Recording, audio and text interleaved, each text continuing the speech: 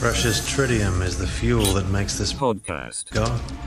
There's only 25 pounds of it on the whole planet. With great power comes great responsibility.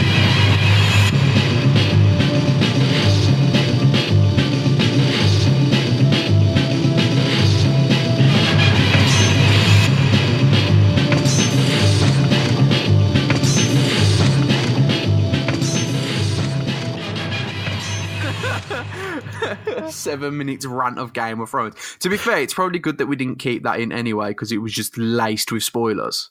Yeah, pre-podcast. Pre-podcast, I've spent 27 minutes just ranting. Just like every other word was just like, okay, James. Okay. Just pure venom, pure hate.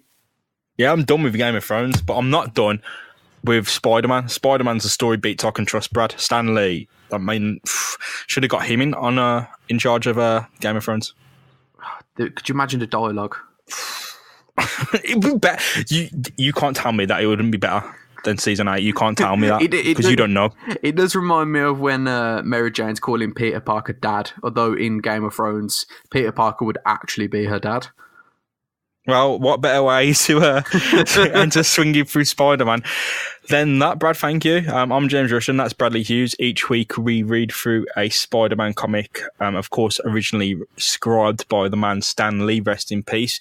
We're at issue 61, and we've been reading these through for the very first time, Brad. And how are you getting on with all this now? We haven't caught up with that in a while, actually.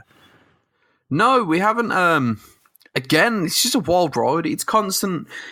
I do like the it's always a tug of war. Every single issue, it's a tug of war between Peter's home life and the responsibility of being Spider-Man. Yeah. And the other tug of war is his bank account, unfortunately.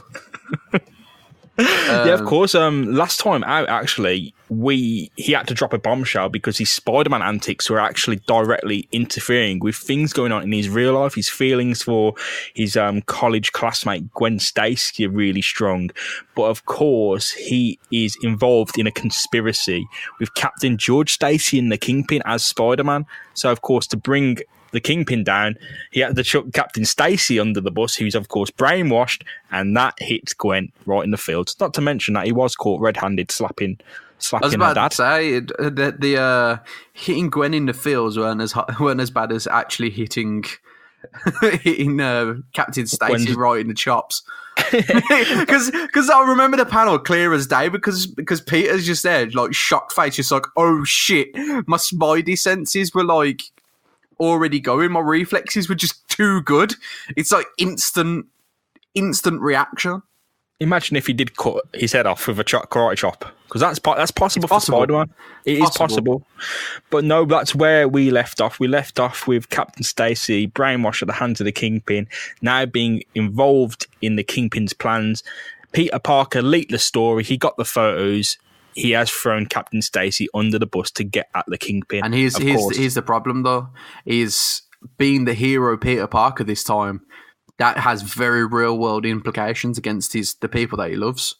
Yeah, to be the hero, yeah, he's got to hurt people. He's got a name against the good deeds he's done now. It's not just under the alias of Spider-Man. So, Brad, we're at issue 61. Can you believe that? Mate, if you told me like a couple of years back that we'd be creating a successful podcast that actually we stuck at week in, week out, I wouldn't believe you. Yeah, kind of. There has been some stretching of that week in and week out. But we're at issue 61, and that's further than I thought we'd get. It's an incredible milestone, and like those awesome issues that we know are coming in the future are starting to look more and more viable and good to look forward to. Yeah, but we take each one as it comes, reading them for the very first time. We're at issue 61. Brad, shall we jump in? Let's dive in. Of course, this one is titled "What a Tangled Web We Weave," and as our tradition, we do like to jump in on that title sequence. And this one is the web of Peter Parker, kind of sucking everyone he knows and loves into it, including they all look like they're dancing to the Jitterbug, the popular song. They do the sideways snap like that. Jitterbug into my... So that's not the freakiest thing about this. The freakiest thing is that Aunt May features here, and she's drawn in the same style and fashion as the younger girls, Gwen Stacy and Mary Jane Watson. Mate, please look at Aunt May's left hand. Just really, really look at it. Really look at how decrepit that shit is. Well, Aunt May doesn't fucking feature in this one, so I don't know why they've put her there. But the main characters, Gwen, Captain Judge, Stacy, Mary Jane, and Harry Osborn, are all getting sucked into this tangled web that Peter Parker is weaving. And our story, Brad, it starts with the fallout from the last issue, because Gwen Stacy, she's trying to come to terms with the revelation that her father is in cahoots with the Kingpin and seems to be at the head of a massive conspiracy. He would be a lot to take in, to be fair. I mean, Well, I don't know how you deal with that emotion, though. Well, Captain George Stacy himself is just as confused, and that's nothing to do with his age. It's the fact that he's trying to fight kind of the brainwashing that's going on. He's like, I can't disobey. Something's wrong, and my head hurts. I'm all blurred and hazy. And what is going on? Why am I on the front page of the news? I didn't do that. I can't remember. Gwen walks in with like a tray of the green beans and milk, and he's just like, green beans and milk. Yes, I remember. Gwen, can you get me the pills? I mean, not the old man pills. And no, put the blue ones down. Nope. Is that Game of Thrones family thing again? No, I was on about his actual wife, who doesn't actually seem to be around anymore. In the fields, man. In the fields. Well, there's some depth there. But Captain Stacy, he's confused. Peter Parker isn't confused. He knows what he's done, and he's struggling to justify it. He knows he's done the right thing, but it hurts all the same that he has chucked Captain Judge Stacy under the bus, and it might just tear the girl he loves and her life apart. It is a big move. I still can't get over it. Captain Stacy's just reading the newspaper, and he's really, really trying to make sense of it. He says to Gwen, well, it had to be done, but I don't know why. Well, clearly if I was doing it, it had to be done, Gwen. I couldn't imagine how shocking that news would be, though. Like, just her dad is like so high up in the police that is clearly a decorated officer or a captain or whatever grade he is. So for the newspaper to turn around and actually have photo evidence, it's one thing for it to be rumored, but a whole other thing for it to be like captured in photos. Yes. Well, Gwen kind of consoles her father, who doesn't know what's going on, but he has blurted out that he has to obey orders. Gwen doesn't know what's going on. She says, whose orders? What you want about? And Captain George Stacy says he has to hide. And Gwen says, if you're going to be a fugitive, I've got to go with you because I'm your daughter. And if there's danger, we'll face it together. And he leaves the house without any green beans, without any milk. It's that serious. Damn. It is that serious. We'll get them on the way. We can pick Gwen. We can pick them up, right? They won't track us on the cards, right? But they don't exist in 1960s. Everyone's done by check. Gwen, just pay with cash. That's the safest way. Checks kind of get me, man. Like, imagine how easy a check is to forge. You just hand that over at the till and just pray that they actually have the money in their account. Please don't be broke. Everything relies on you not being broke. Like, you give them a check and then you just walk off. Like, how there is no, there's nothing saying that like, the actual check handed over was real or that person actually lives at an address. Like, it'd be 10 funny bucks to Mr. Daddy Big Bucks. Just make it up.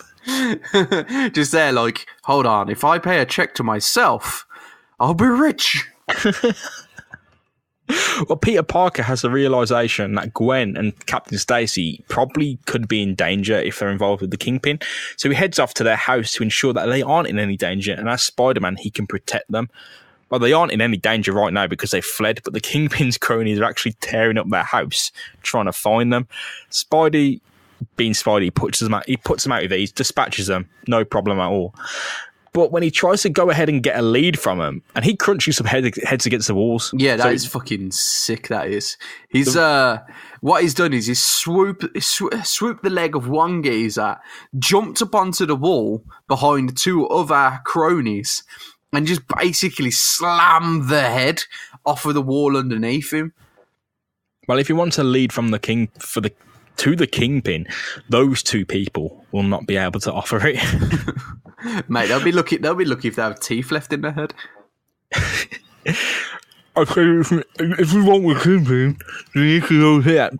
Spitting his teeth everywhere. And the Kingpin's henchmen would all be Cockney as well. No, you can't hear the accent when there's no teeth. And two people with no teeth they have their own accent. Mate, Cockney accents isn't just an accent; it's a whole way of life. It's a lifestyle. It is a lifestyle. Because they're all brainwashed, mate. Spidey can't get any leads from them to the Kingpin, so it's all null and void. He may as well have let them trash the Stacy household. No, but SpiderMan did that all himself as well. Yeah, you know he's coming through the fucking window as well. Oh yeah, definitely. He needs to have a Spidey dustpan and brush. Because he does leave a trail.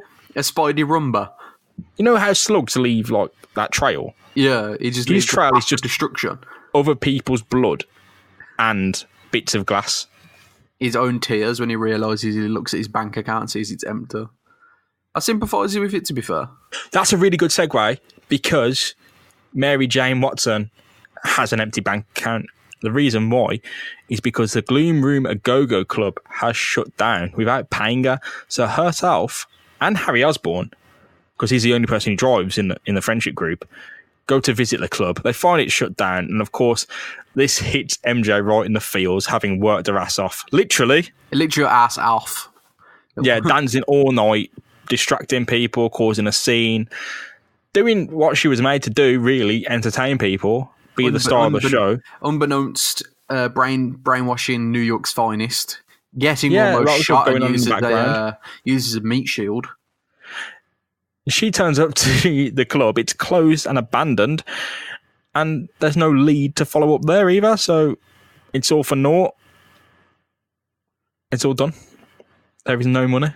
And Harry Osborn just doesn't know. He's just like, well, Gwen's dad's wanted by the police. There's a lot going on. You know, those hoods were looking for Peter, and Mary Jane's just going, I'm not crying a river, but how do I latch onto these money because I was dancing my toesies off? Aww. I do feel for her. And this, you know, any freelancers listening to this, that's the life of waiting for you. Money up front. Dancing your little toesies off, and you won't get paid. You take 50% first, and 50% when the job's done. And not a shitty. Here's a good callback. Do you remember when Norman Osborn paid the gangs of New York with literally half bills? Do you remember that? That was so fucking dumb. He cut the money in half. Oh mate, I forgot about Shotgun Mike, but that's what stuck with me. Speaking of Norman Osborn. No way, I've done it twice. The web is about to thicken because some unauthorized machinery has been delivered at Norman Osborn's lab, and it's been signed off by a member of the Kingpin's gang who works for Oscorp. Okay, that is a very thick plot. Winkler, the man with the glasses behind the brainwashing machine, is working. Who we thought was the brainwasher, but it turned out to be the fucking Kingpin. Winkler, the man behind the brainwashing machine, is working out of his laboratory, which is funded by Harry's dad, Norman Osborn. Now, Norman Osborn hasn't been doing so well since we last saw him. When we last saw him, he did have Spider-Man's heel in his forehead. He did. He did. No, last time we saw Norman Osborn, he's being dangled off of a building by Craven. Oh, yeah, he was. So he's just been getting his ass kicked ever since he had to give up the mantle of the Green Goblin. Why did he do that? Because he forgot he was the Green Goblin, because he got kicked so hard in the head. That's the fella. Well, Norman is having a crisis because he's undergoing a series of panic attacks whenever he's confronted with the image of his former alter ego, the Green Goblin, because he can't make the connection, but everything seems so familiar. Why does he feel so scared when he sees the Green Goblin? Why does he feel so weird? Man, if this is what I'm thinking it's going to be, then the Spider-Man movies do this fucking beautifully then. Sort of, I think. I think there's because it's a comic book, I think there's twists are growing longer and longer. Yeah. Like, you have to twist a few issues rather than it happening in one. Well, you got to keep them coming back. You know, you got to make sure that your fan base pick up your comic and not the next one on the shelf. Absolutely. But at any rate, Osborn's pissed off about Winkler and the side operation. Why are you signing off fucking machinery? You should be doing your job. I want a straight business. I don't want any shady shit going on. Cut the crap. Mate, look at Winkler's face in that panel, man, and tell me that's anything but straight business. He looks like Michael Barrymore. Fucking hell. Like, literally the seediest motherfucker going. Mr. Osborn, you're out of town.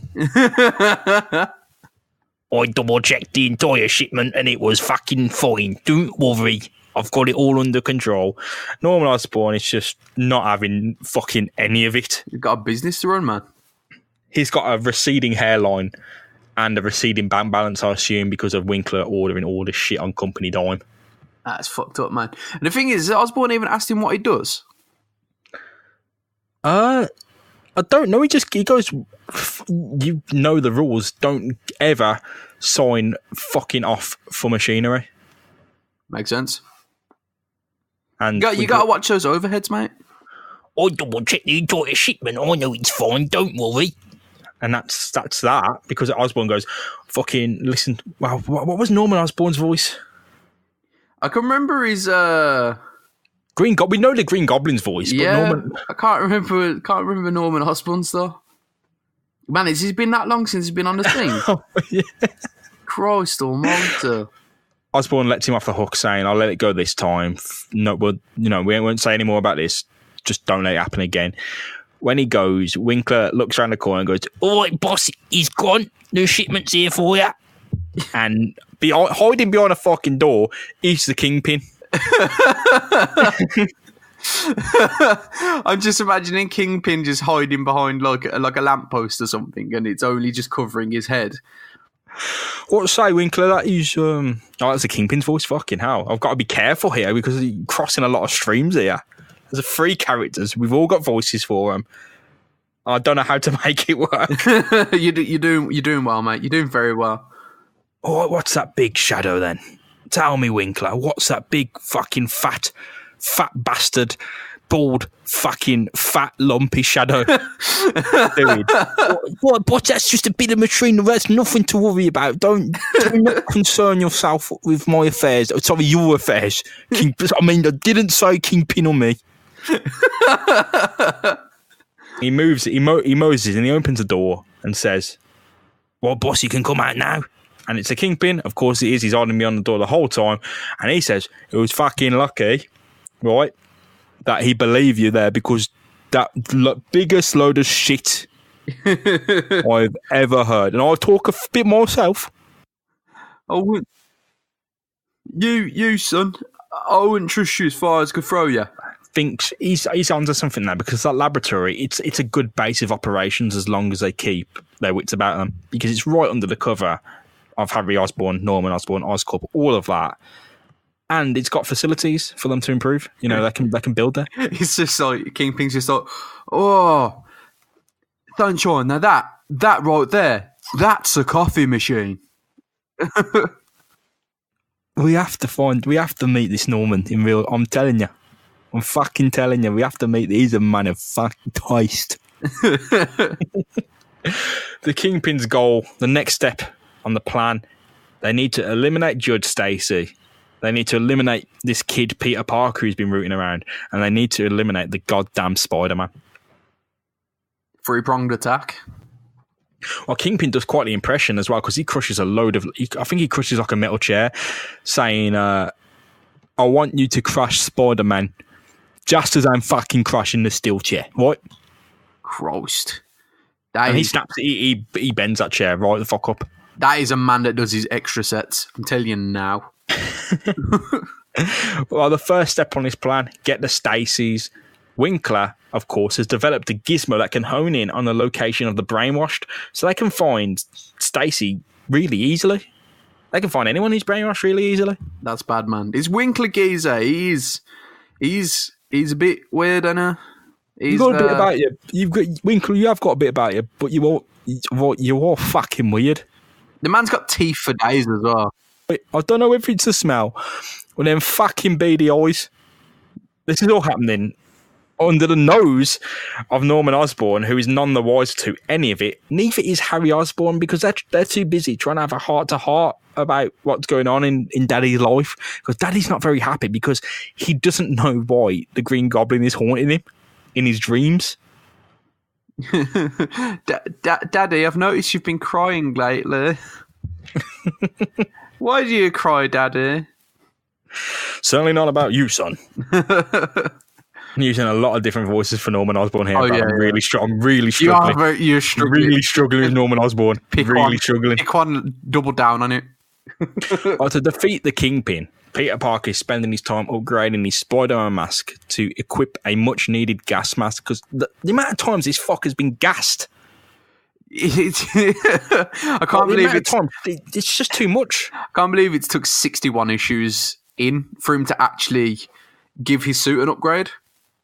Think about it. He's not upgraded his suit once. He looks like has he taken the web off the armpits? Well, he has, but when did that happen? That happened very subtly, didn't it?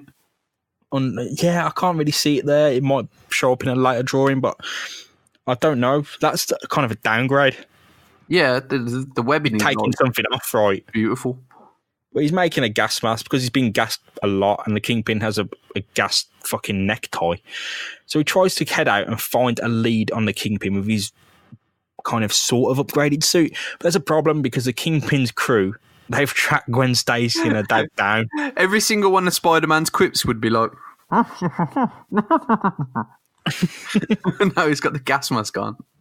Well, the best thing about fighting you, Spidey, now is you ain't calling me fat. I can't hear you. It's not hurting me anymore. You fat fuck! I did it. I'll tell you what, I can hear you now.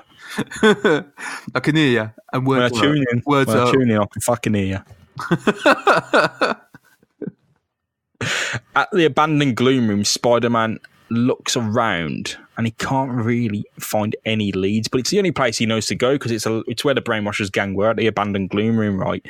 He's got no other leads, so he kind of looks around and he kind of stumbles up upon like this scrap of electronic device that's on the roof. Oh, it's a very random place for it to be.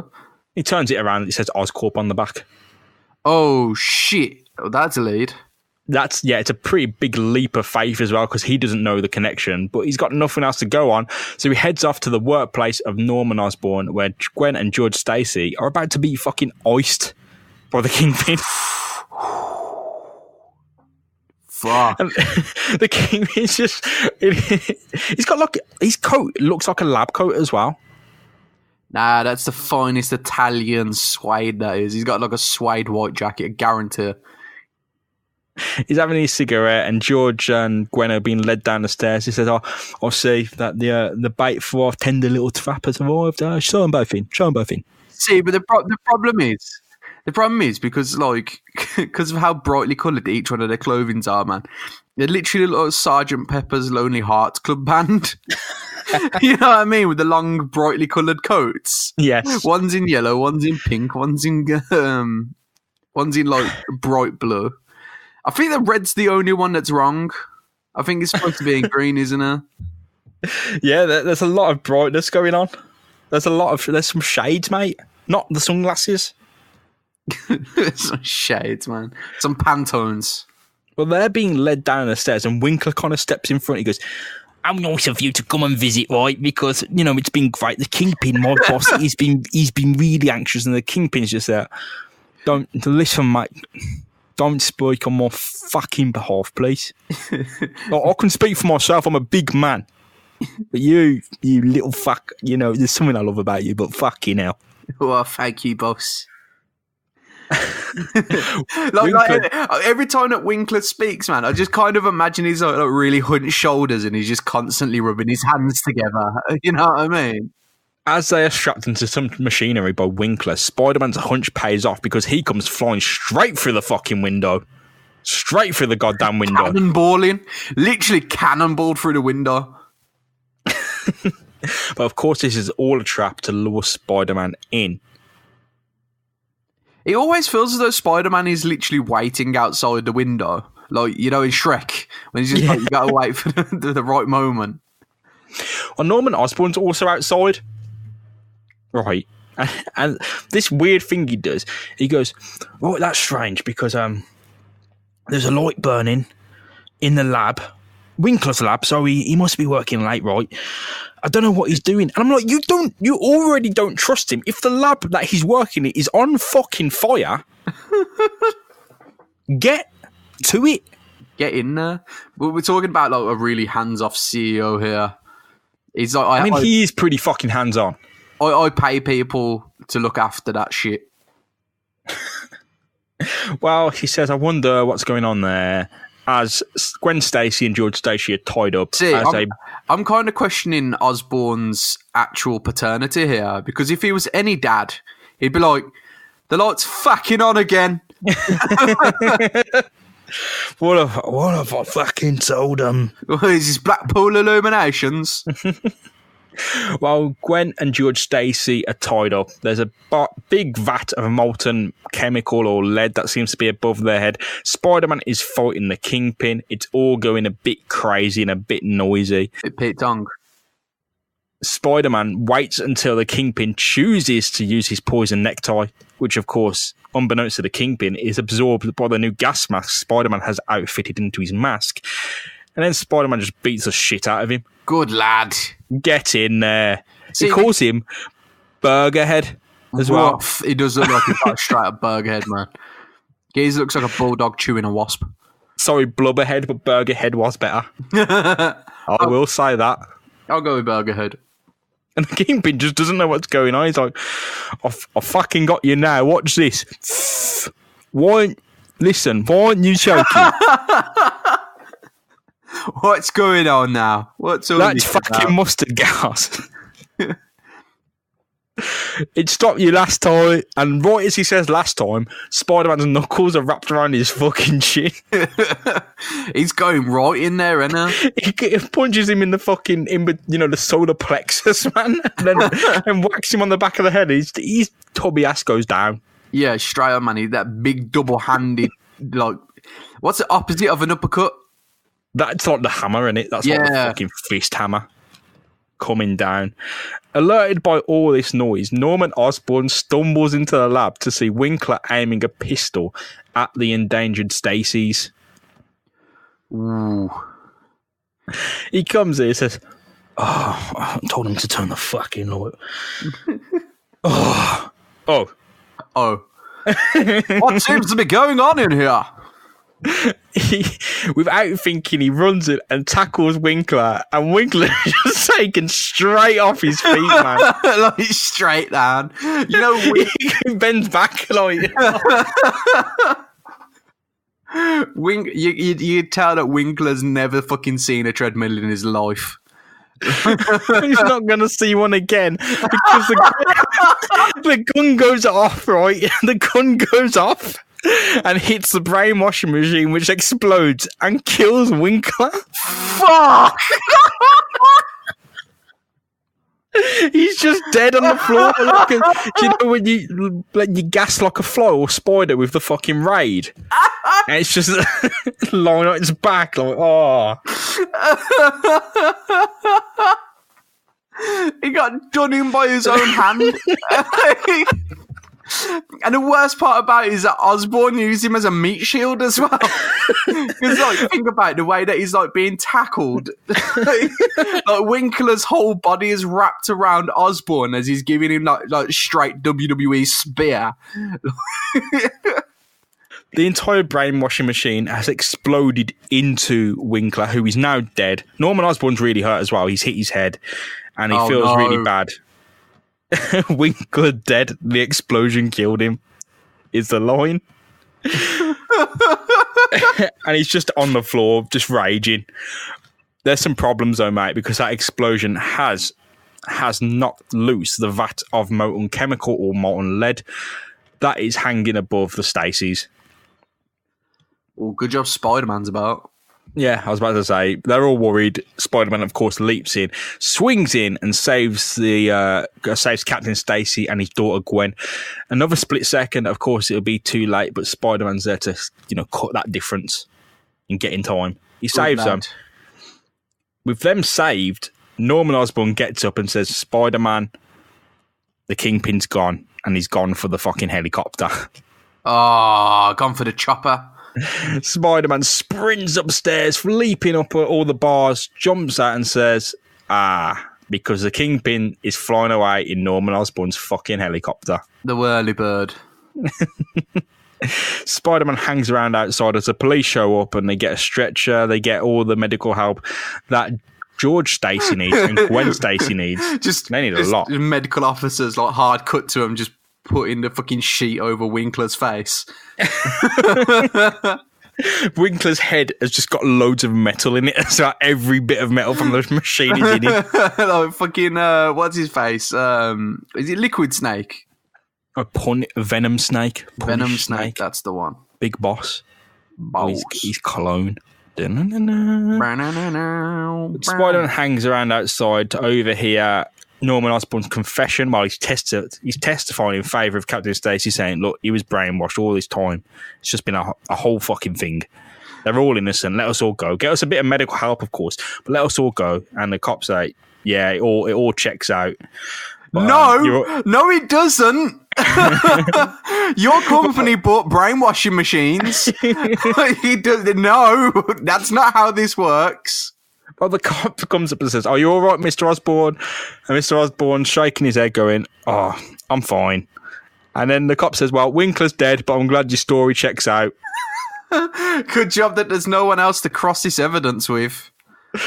Well, Spider-Man overhears Gwen Stacy thanking Spider-Man to the police because we owe him our lives. Of course you do. And Spider-Man, of course, in agony, walks off saying, well, she thinks fucking Spider-Man's a hero, but she hates Peter Parker, and I've got to fucking deal with that shit. Wickedy wonder. And that is the end of that one. Oh, I'm really looking forward to the next issue then with Harry Osborn. No, sorry, not Harry. Norman Osborn's had his head whacked. So I reckon certain things might be coming back to him at some point. And rest in peace, of course, to the single greatest character to have ever existed in this comic book for just 2 issues. Oh, it was me all along. Oh, it hurt so much, Norman.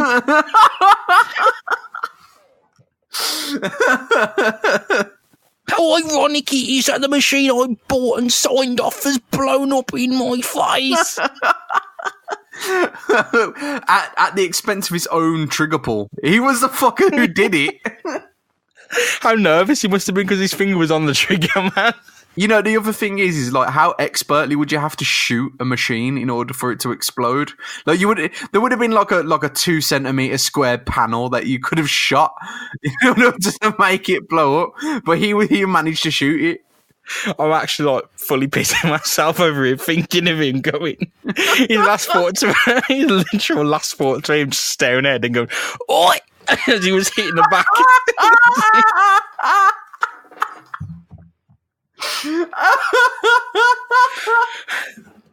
Like, oh, it's such a good day to be in the employ of the Kingpin. Oh.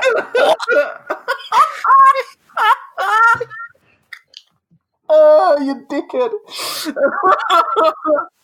Oh, I'm so glad that Norman Osborn doesn't know we're down. Oh God! Oh God! I've redeemed my performance in this episode now. Oh, fully worth it just for that. Oh, we're never going to see him again. Oh, no, you got to milk it whilst you can, man. We're never going to see him again. It's just, uh-oh. We've done him so much justice. Never to be seen again. Rest in peace, Winkler. But I say his soul got blown out and like it entered into Norman Osborn's normal voice. I wanted to die so peacefully and it's so painful. And now he just haunts Spider-Man. Like he's just around Spider-Man, you don't know my name, but I'm in your dreams. I've got to stop. It's hurting me now. Brad, what did you think of that one? Wild ride as always. This was constantly thickens. This was an insane episode, and I apologise that we don't have a voice. We've completely fucking lost Norman Osborn. We'll figure. He's the most important bastard character in the entire thing. Needs to tie it down. I don't know about that, but I mean the voices that we do evolve. Like the Kingpin has evolved, and Doc Ock's definitely evolved. Because at first we couldn't even understand him. Now he's second nature, and the Kingpin's second nature as well. So it's like they do evolve, but I've completely forgotten how we did. It has been a long time since we've seen Osborn in style. Well, there we go. I think he'll evolve into one of our characters again. But yeah, if you enjoyed this, you can find us at Spidey Podcast, and we'd love to hear off you. If you've got something nice to say, you can leave a review as well. They've been very nice to read, haven't they, Brad? Always. So yeah, find us at Spidey Podcast, and we'll be back very soon with the next thrilling and hopefully just as hilarious installment of The Amazing Spider-Man by Stan Lee and John Romita Sr. The name of the dame is Medusa. Yeah, that's the one. So goodbye, guys. Peace.